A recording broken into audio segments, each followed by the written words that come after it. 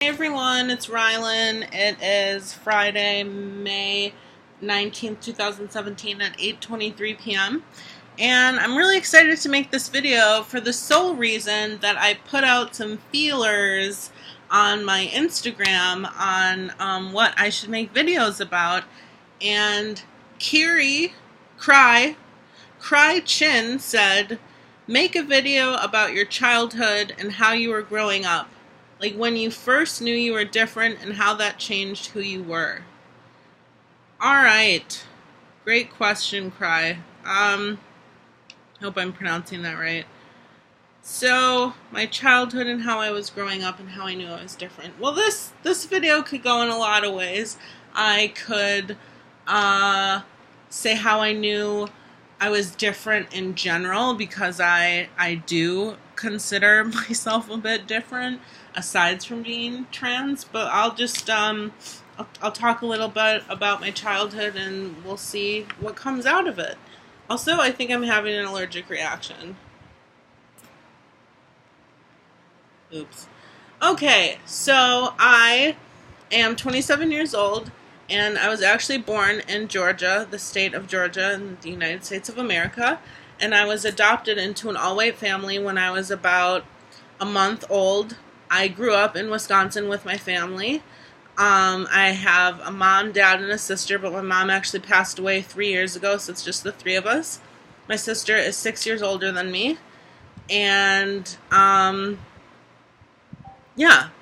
My sister and I never really got along. We were never close. I wasn't really close with my family in general. I guess that's where kind of it started, that I felt different. And it started at home because my family was very much into sports and mostly sports, and that is not me. I could not give two shits about sports. Who cares in my book? So I always knew I was different in my family because my family would be out by the pool, you know, playing like cards or listening to like baseball games and yelling at the TV, and I would always be isolated. And as time progressed, when I started singing when I was 16 years old, I would be upstairs in my room singing like Wicked and musical theater songs while I could hear my family laughing downstairs. And I'll be honest, that was kind of a little difficult to deal with because I felt really different from my family, and I felt like the black sheep, and my mom and sister were very close, and I wasn't close with my dad, so I just kind of didn't really fit in with my family, and I definitely felt like an outsider. But then if you look at social situations and how I definitely knew that I was an outsider, because I really do feel like a loner, you know, like even now, that is part of my identity that I accept. I don't like it, but I do feel like I'm a loner. I do have a few friends, but I always feel very alone. I always feel like I don't have a lot of friends. And so elementary school was whatever. I was a little overweight, so I got teased. The interesting thing is, I've always been a part of the popular crowd, but I was like the one that the popular kids made fun of. Like, I was like the scapegoat.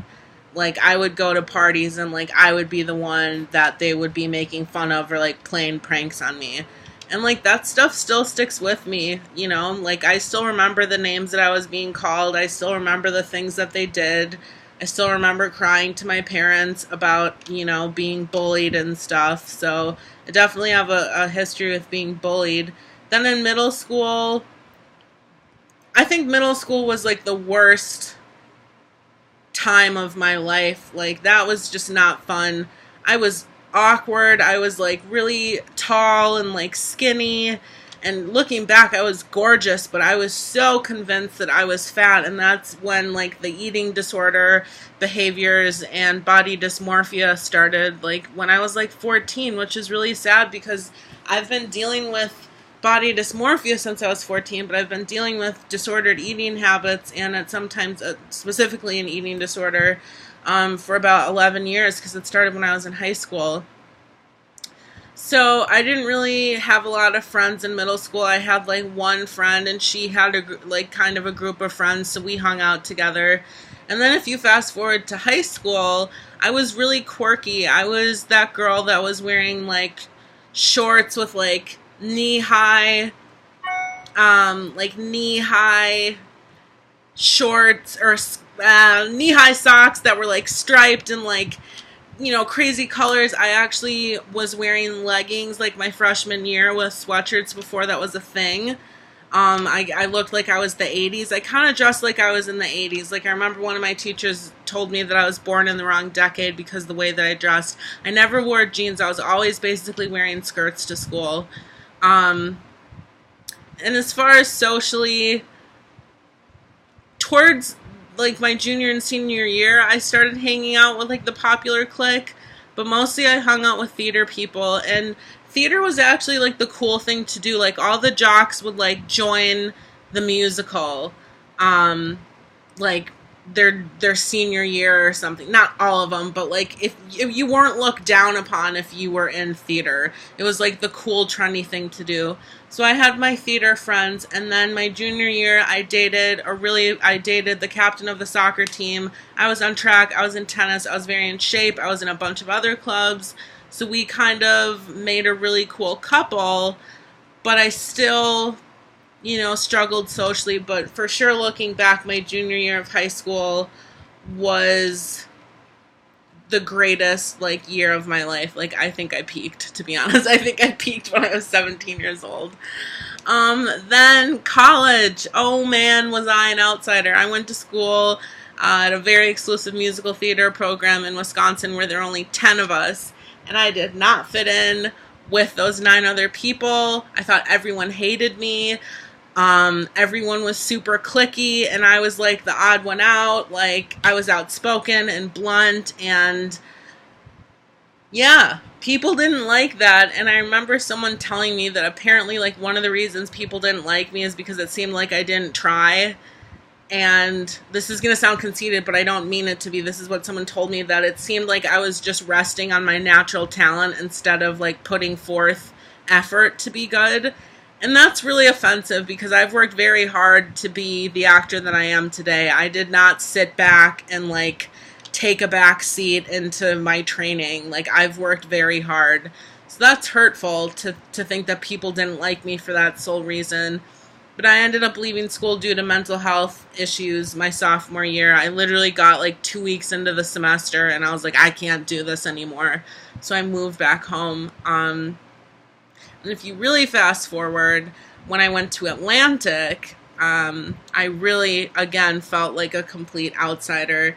I have always been outspoken. I've been opinionated. I say inappropriate things. I... you know, kind of have a dark sense of humor. I can also be very negative, and no one wants to be around that. And I just, you know, multifaceted personality. That's just how I am. And obviously, nobody is gonna be everyone's cup of tea, but a lot of people, I feel, and I could be completely wrong, you know, God forbid one of my classmates is watching this and like, what the fuck is he talking about? I liked him. I didn't have a problem. But personally, from my point of view, I felt like no one really liked me. And don't get me wrong, I'm not playing the victim card here. I'm not saying, oh my God, my life is so horrible, nobody liked me. But my perception of the way people perceive me is that people don't generally like me. And the people that do take the time to actually get to know me are a rare bunch, and those people usually end up being my closest friends because they can see past the veneer of whatever abrasiveness I'm putting out there. And then as far as being trans, I didn't come out until I was 24. I had some cross-gender thoughts when I was about 20, when I was going to a community college where I was in a sociology class. And I remember watching a documentary called Transgeneration, which was about college students that were beginning their transitions. And I remember thinking, like, holy shit, like this kind of sounds like me. I think maybe I'm trans, but I completely pushed that idea away and didn't really look into it and just kind of was scared, basically. And then when I was 24, I discovered Erica Linder, the androgynous model, and I basically, you know, became obsessed with her and thought that she was incredible.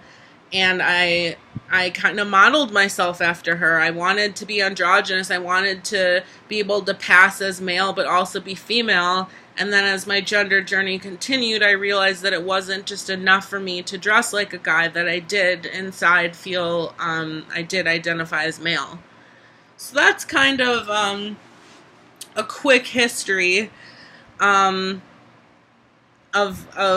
growing up and kind of feeling like an outsider, I guess. I suppose if this video is called anything, it should be like growing up and feeling like an outsider or something. Because I really just do feel like I don't fit in with people. I have social anxiety, and I have a video about that. That involves a lot of symptoms, but I just have a hard time meeting people, and yeah, I don't know if it's my borderline personality disorder or what it is, but I generally feel like people don't like me, which is sad because I don't think I'm a bad person. I think I have a lot of good redeeming qualities, but unfortunately I focus on my negative qualities, refuse to see the good qualities, and I just assume that people see the same. So that is my video. If you guys have any other suggestions for videos, I'm more than happy to make them. No one ever comments when I say this, so maybe I'll stop saying it, or maybe I will keep saying it, because then maybe someone will actually comment, or maybe y'all just don't give a fuck what I have to say, and that's cool too. But I'm going to keep making videos regardless of if people watch them or like them.